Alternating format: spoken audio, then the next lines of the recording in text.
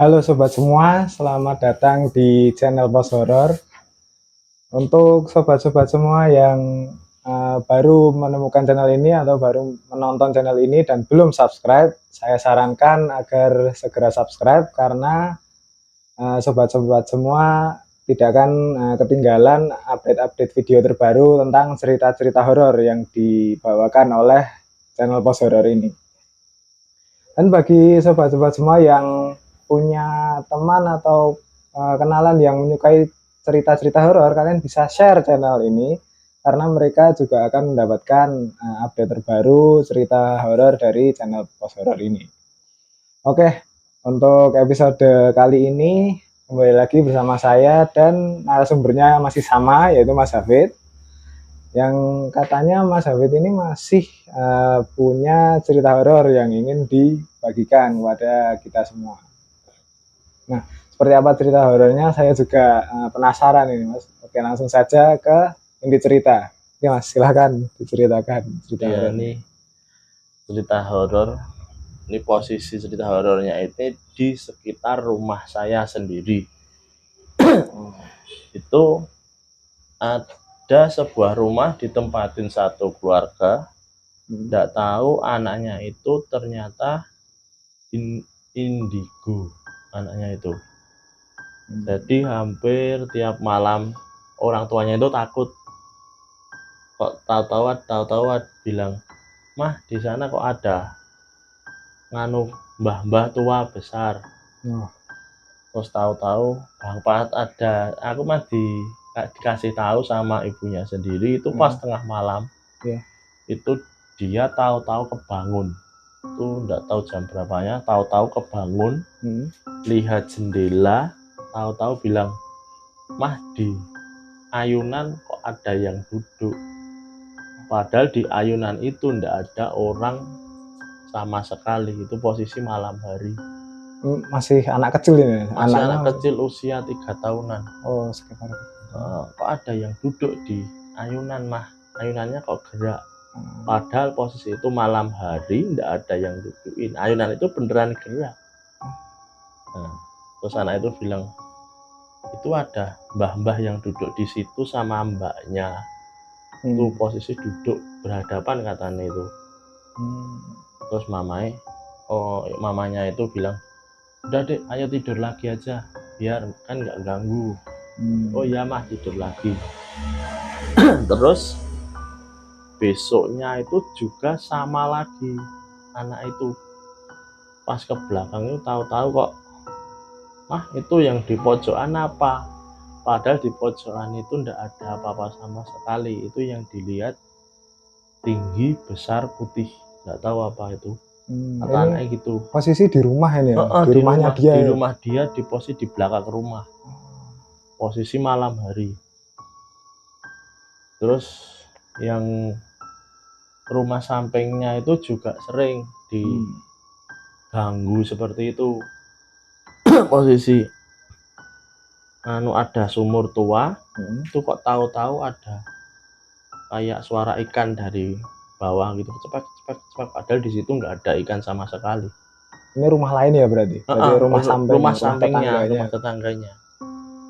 Terus itu ada temennya yang rumah sampingnya itu pas main, itu juga pas ditinggal yang punya rumah keluar, dia di kamar mandi sendiri, tahu-tahu ada yang ngancingin. Terus lampu dimatikan. Itu posisi malam hari. Kosong ini rumah, nggak ada Rumahnya orang? kosong, nggak ada orang sama sekali. Terus temennya itu sampai nggak berani kalau main malam ke situ. Tapi beneran kalau pintu depannya itu posisi dibuka, itu di belakang seperti orang lalu lalang. Padahal di situ itu cuma garasi, nggak ada apa, pintunya cuma satu dan pintunya tertutup terus. Dan sisi yang lainnya itu sumur itu. Nah, dibuka seperti ada orang berlalu lalang di belakang itu, kan nggak ada orang sama sekali. Ini rumahnya ini emang terkenal angker gitu atau emang? Nggak ada yang tahu kalau itu angker, kalau nggak dikasih tahu sama pemiliknya. Pemiliknya sering banget dikejain. dari bau-bau aneh, dari suara-suara aneh, sampai dikasih tahu wujudnya juga pernah. Kayak gitu. Pas posisi sendiri di rumah, soalnya kan kalau udah nggak ada orang tua, dia tinggal sendiri di situ. Rumahnya juga besar. Sampai kalau malam itu dihidupin semua dulu pas masih sendiri. Sekarang masih ditempati rumahnya atau masih ditempati? Sekarang masih ditempati, tapi ini posisinya dia masih di luar kota. Oh berarti kosong. Rumahnya kosong, wah tambah semakin serem itu. Nah itu yang terus kembali ke rumah sampingnya tadi, yang pakai situ pasti dia nggak betah, udah gonta-ganti orang. Gonta-ganti apa penghuni? Penghuninya udah gonta-ganti, tetap dijailin terus. Dijailin terus, ada yang macam-macam. Sudah itu terus ada satu tempat lagi itu bekas pabrik tempe Deli. Ini juga masih di area sini ya, di area sekitar sini. Itu bekas pabrik tempe Deli itu sampai tutup itu. Saking dijailin terus. Itu kan kalau posisi masak tempenya kan malam. Itu sampai kadang tempe udah jadi, udah mau berangkat, itu diumetin. Kalau diumetinnya di barat tempat-tempat biasa mah udah biasa. Itu di tempat-tempat yang luar biasa. Pernah disebar tempenya, itu disebar di atas genting pernah. Itu kan nggak masuk akal, kok tahu-tahu disebar di atas genting. Ya kan, itu posisi malam. Terus ada lagi, terus apa itu diusirin lagi, tahu-tahu bau. Posisi masih 1 hari. Tempenya tahu-tahu bau. Tahu-tahu bau. Tuh. Tapi yang kerja di sana ada yang diusili juga nggak Mas? Atau emang? Ada. Dikasih tahu sosoknya malah. Malah langsung sama sosok yang nunggu di situ, yang usilin di situ. Apa itu Mas kira-kira sosoknya? Wah kalau mereka yang bilang cuman hitam besar itu kayak kera gitu cuma. Yang mereka bilang cuman gitu. Terus sampai sekarang hawanya kalau lewat situ ngeri. Padahal itu pabriknya udah nggak ada, udah nggak. Sekarang udah nggak ada. Udah nggak wujud pabrik, udah dihancurin semua, diratain. Tapi suasananya masih ngeri. Ya mungkin itu ya. Apa nggak boleh ada pabrik di situ mungkin. Auranya sama penunggunya. Sama auranya situ masih negatif. Kalau sampai rumah belakangnya itu pun jadi tempat usile itu, makhluk halusnya itu. Rumah belakang ini di belakang pabrik itu. Belakang pabriknya? Enggak di pabriknya, tapi di belakang pabriknya itu jadi tempat usile makhluk halus. Kan kalau di belakang itu kan dulunya buat tongkrongan anak-anak muda. Tuh pas main di dalam itu tahu-tahu pintunya ditutup kenceng, nggak ada angin, nggak ada hujan, nggak ada kucing lewat, tahu-tahu ditutup kenceng.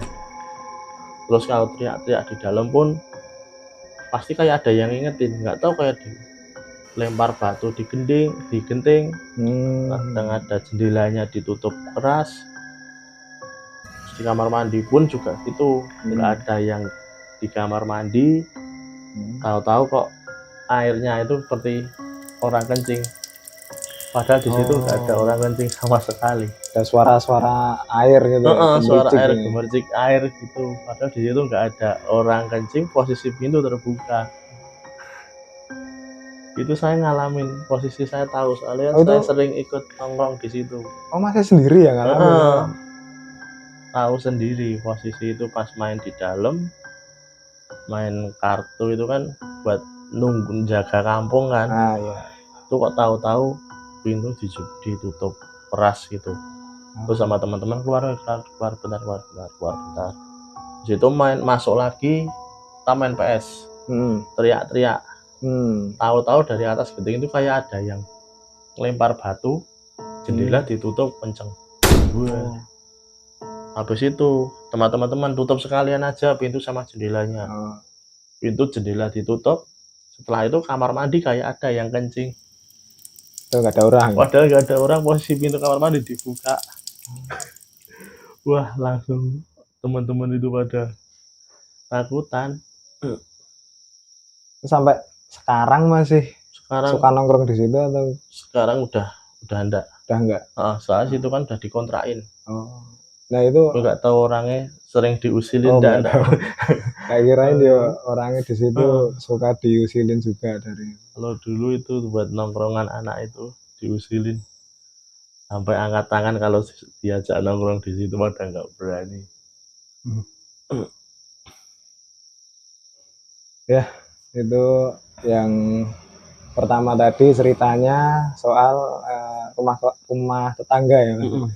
Yang katanya ada anaknya yang indigo, soalnya lihat penunggu-penunggunya di situ dan ternyata di samping rumahnya pun ternyata juga ada gangguan-gangguan dari makhluk halus. Yang kedua tadi bekas pabrik tempe. Yang katanya pabriknya sampai diberhentikan ya Pak. Sampai berhenti total. Sampai berhenti pabriknya karena diganggu terus ya, mungkin pesan dari penunggunya ya biar nggak bikin pabrik di situ atau gimana. Ya, itu tadi dua cerita dari Mas Hafid yang